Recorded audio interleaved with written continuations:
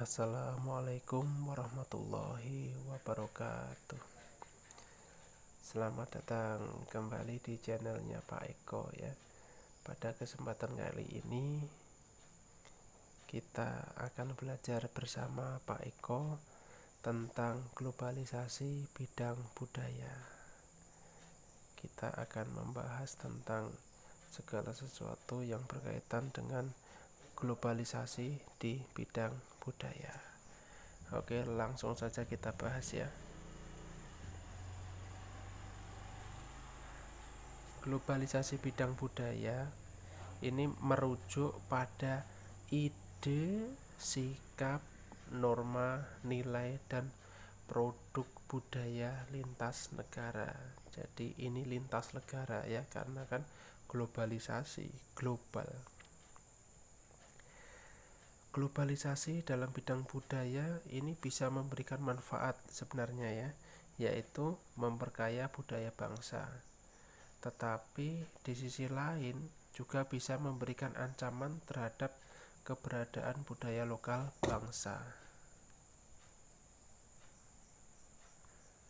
Budaya lokal dan tradisional hanya muncul dalam komunitas kecil saja, bahkan terkadang hilang karena tidak mampu bertahan di era budaya global. Karena globalisasi ini ya, sifatnya ini tidak memandang batas negara, batas wilayah, sehingga kebudayaan dari berbagai negara ini bisa datang, bisa muncul di negara kita. Entah itu kebudayaan dari barat maupun kebudayaan dari timur, entah itu kebudayaan dari Amerika, Inggris, Prancis, Jerman, ataupun dari Jepang, dari Korea ya, dari berbagai wilayah bisa masuk ke Indonesia. Nah, dengan masuknya berbagai budaya tersebut, akhirnya budaya lokal dan tradisional itu hanya muncul di beberapa wilayah. Bahkan terkadang menyebabkan budaya lokal dan tradisional ini justru tidak mampu bertahan. Karena apa? Budaya yang berasal dari wilayah luar itu terkadang lebih mengasihkan, terkadang lebih menyenangkan di mata masyarakat yang tidak mencintai budaya lokal. Budaya lokal pasti akan melintasi ruang dan waktu melalui teknologi komunikasi dan transportasi. Di era sekarang ini tidak susah budaya Amerika ini masuk ke Indonesia. Kita bisa melihat dari berbagai macam film, dari berbagai macam YouTube yang ada. Kemudian kita bisa melihat dari berbagai macam iklan tayangan di berbagai macam media, TikTok dan lain sebagainya ya. Itu mudah sekali budaya global itu masuk ke negara kita, bisa melintasi ruang dan waktu, tidak memerlukan waktu yang lama. Kemudian tidak terasa ada batas antara satu negara dengan negara yang lain. Budaya global masuk ke negara mana saja yang mengikuti arus globalisasi, kecuali bagi negara yang menutup diri, tidak mau berurusan dengan negara lain. Nah, itu beda cerita. Otomatis tidak ada arus globalisasi ke negara tersebut ya. Globalisasi budaya seperti di zaman ini membuat budaya lokal tergeser meskipun pelan-pelan. Bagi mereka yang kreatif, mampu menggabungkan budaya lokal dan budaya global yang sering disebut dengan istilah glokalisasi. Contoh, di beberapa kafe yang berkelas, artinya di kafe yang sudah maju, sudah modern ya, tetapi masih ditemukan juga budaya lokal khas setempat seperti becak, sepeda ontel, becak yang misalkan akrab di wilayah Yogyakarta ya.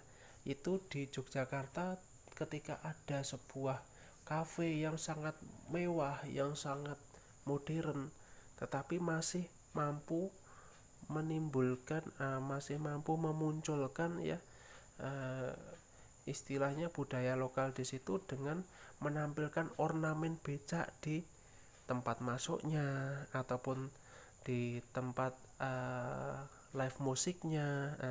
Itu merupakan usaha penggabungan antara budaya lokal dan budaya global. Ya, itu hanya bagi mereka yang kreatif saja. Ya. Bagi mereka yang tidak kreatif ya biasanya budaya lokalnya yang hilang, sudah diganti dengan budaya global seutuhnya. Oke, contoh globalisasi budaya antara lain ya, buku Harry Potter dibaca di seluruh dunia. Orang di desa-desa saja bacanya buku Harry Potter. Kemudian film berbahasa Inggris disaksikan oleh masyarakat di berbagai negara. Orang-orang Jawa di pinggiran itu nontonnya film-film yang bahasa Inggris ya. Yang mereka nonton film bahasa Jawa, ketoprak malu. Loh, ini sudah nggak zamannya. Justru sekarang ini harus dijamankan, harus dikelola, harus dibudidayakan ya, harus dijaga, bukan justru malu. Kalau malu ya hilang. Kemudian musik pop dari negara-negara barat populer di negara-negara berkembang. Ya contohnya di Indonesia ini, ketika ada musik dari Korea, musik dari Amerika, ya mereka sangat menggemari, bahkan merelakan membeli tiket dengan harga jutaan ya, padahal gajinya ngepres, gajinya kecil, mereka rela membeli. Demi apa? Demi ketenaran, demi gengsi. Itulah dampak daripada globalisasi. Semoga bermanfaat ya, tentang pengertian globalisasi ini ya. Globalisasi dalam bidang budaya ini didukung antara lain oleh revolusi informasi. Kalau kita ini belum ada YouTube, belum ada berbagai macam media, sosial media, itu globalisasi juga kurang cepat. Penyebaran komunikasi via satelit, nah itu ya, sekarang dengan adanya satelit, wilayah-wilayah di pedalaman saja mudah menerima pesan. Nah itu sangat mempermudah adanya globalisasi ya. Alur globalisasi ini dapat menghilangkan perbedaan budaya antar negara, wilayah dan individu. Bagus sebenarnya, cuma kita ini harus mempertahankan budaya lokal. Dalam beberapa hal bagus, kita ini bisa menikmati kemajuan zaman, tetapi di lain hal kita kehilangan budaya kita sendiri.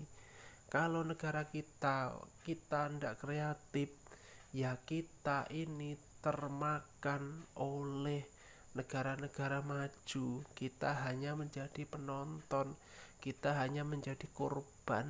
Nah begitu ya.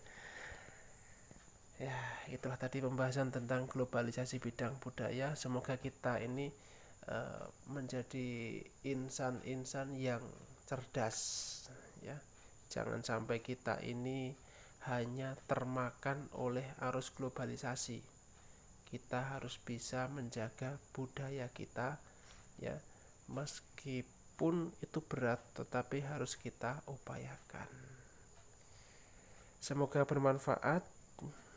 Mohon subscribe dan nyalakan notifikasinya. Bagikan ke semua, ke siapa saja yang dirasakan memerlukan. Oke, mungkin sampai di sini dulu belajar bersama Pak Eko. Besok kita akan lanjutkan lagi belajarnya, tentunya dengan pembahasan yang beda, dengan materi yang berbeda. Oke, Pak Eko akhiri dulu. Selamat pagi. Wassalamualaikum warahmatullahi wabarakatuh.